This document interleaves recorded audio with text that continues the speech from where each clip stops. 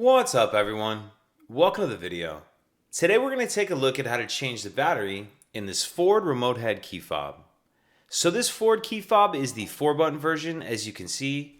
You may have a different icon on your button here, or you may have the 3-button version as well. No matter how many buttons or what buttons you have on there, it'll be the same procedure to change the battery. And this key fob is going to use replacement battery CR2032. I'll put a link in the description box of this video to where you can purchase these batteries if you're in need. Then I'm going to be using a quarter to open the case of our key fob. If you don't have one of these handy, you can also use a flathead screwdriver. So if we grab our key and we take a look by the key ring off to the side, we see this notch right here.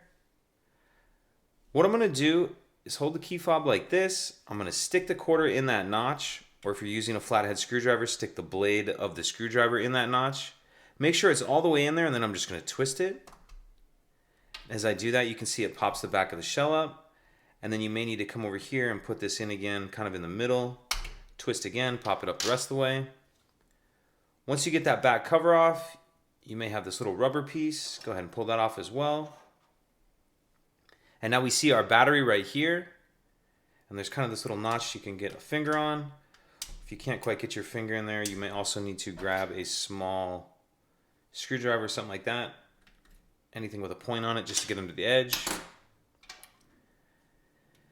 Now we'll grab our new battery, and we want to make sure that we're installing that with the plus side up. And I'm going to kind of tuck this edge in first like that, and then snap it down there. Now ready to put this back together. If your rubber piece has come off or moved, there's two sides. You can see one has this little round piece right here that sits in here. So that's going to be sitting in there like that. And then we'll just snap this back on. And that's it.